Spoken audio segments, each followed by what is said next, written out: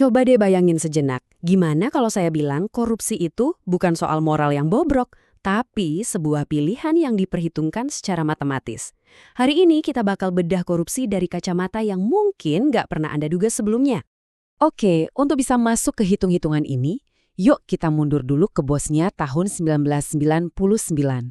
Ada seorang polisi wanita bernama Catherine Bokovac yang menemukan sesuatu yang begitu mengerikan yang mengubah cara kita memandang kejahatan selamanya.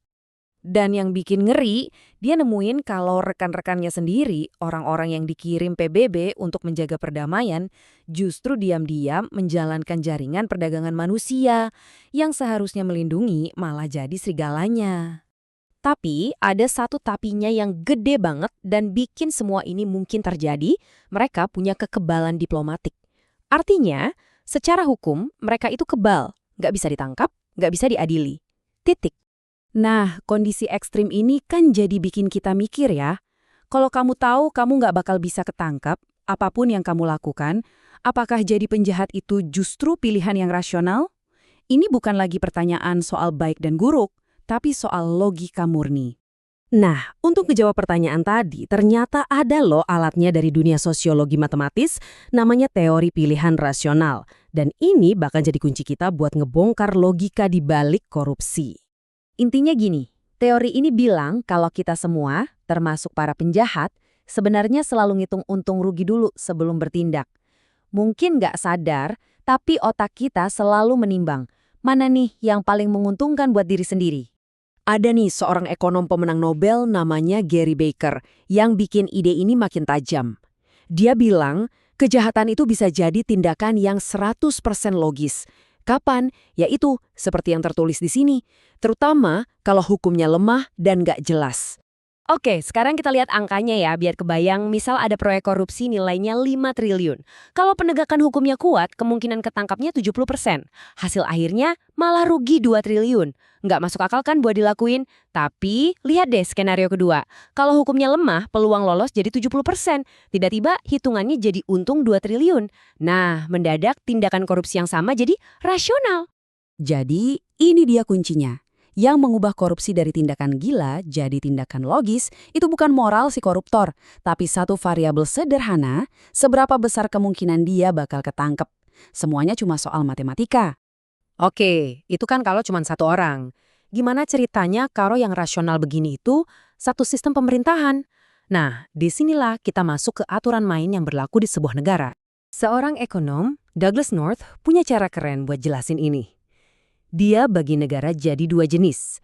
Ada negara akses terbatas, bayangin kayak klub eksklusif, di mana cuma para elit yang punya akses ke kekuasaan dan ekonomi. Terus ada negara akses terbuka, di mana aturan mainnya lebih adil dan semua orang boleh ikut berkompetisi. Mau lihat contoh paling gila di dunia nyata?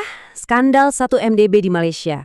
Ini dana investasi negara, tapi duitnya 65 triliun rupiah lebih itu raib entah kemana. Sampai melibatkan Perdana Menteri dan bahkan uangnya dipakai buat bikin film Hollywood. Ini contoh sempurna gimana para elit di negara akses terbatas bisa main seenaknya. Ada satu analogi yang simpel tapi ngena banget buat gambarin masalah ekonomi dari korupsi sistemik ini. Coba bayangin negara kita itu kayak seorang penanam kacang. Nah, ini jalur korup. Anggap aja 10 kacang itu sumber daya negara, uang pajak kita. Si penanam, pemerintahnya, malah makan 9 kacang buat dirinya sendiri dan cuma nanam 1.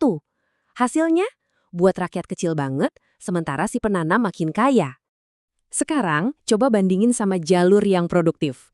Kalau semua 10 kacang tadi ditanam, hasilnya bisa jadi 100 kacang. Keuntungannya berlipat ganda dan semua orang ikut menikmati hasilnya dalam jangka panjang. Nah, pertanyaannya kan, kalau jalur produktif jelas-jelas lebih bagus buat semua orang, kenapa sih banyak banget sistem yang kayaknya betah banget di jalur korup? Jawabannya, seringkali karena ada mesin yang nggak berhenti-berhenti muter. Namanya siklus klientelisme. Dimulai dari elit yang nyuntik dana ke partai politik, terus pas partainya menang, mereka balas budi dengan ngasih proyek-proyek negara ke elit itu. Biar rakyat diam, kasih aja bantuan kecil-kecilan. Sebagai gantinya, rakyat ngasih suara.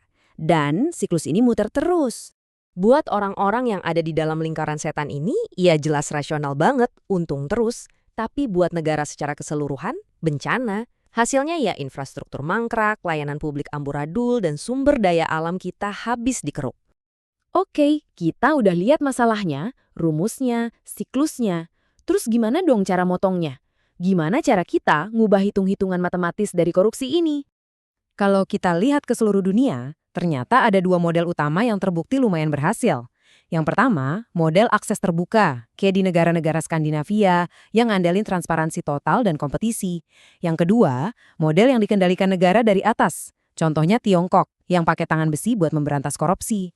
Mau pakai cara Skandinavia atau cara Tiongkok, ternyata kuncinya cuma satu dan nggak bisa ditawar. Penegakan hukum yang konsisten dan super kuat. Dua-duanya berhasil karena mereka bikin peluang tertangkap jadi tinggi banget. Efeknya, korupsi jadi pilihan yang sama sekali nggak rasional lagi. Dan kalau kita lihat sejarah, perubahan yang beneran awet itu bukan datang dari revolusi, yang seringkali cuma ganti orang tapi sistemnya sama aja. Perubahan sejati itu datang dari evolusi. Proses yang pelan, mungkin membosankan, tapi konsisten buat nguatin lembaga dan hukum. Ujung-ujungnya ini semua soal cara kita mandang uang dan sumber daya negara. Bukan lagi sebagai kue yang bisa diperebutkan untuk diri sendiri, tapi sebagai benih yang harus kita tanam bareng-bareng buat masa depan. Persis kayak si penanam kacang yang bijak tadi. Jadi ini benar-benar ngubah cara kita ngelihat masalah korupsi kan? Bukan lagi soal perang melawan orang jahat, tapi lebih ke tantangan desain sistem. Pertanyaannya bukan lagi siapa yang harus dihukum, tapi gimana caranya kita ngubah matematikanya supaya kejujuran jadi pilihan yang paling rasional untuk semua orang.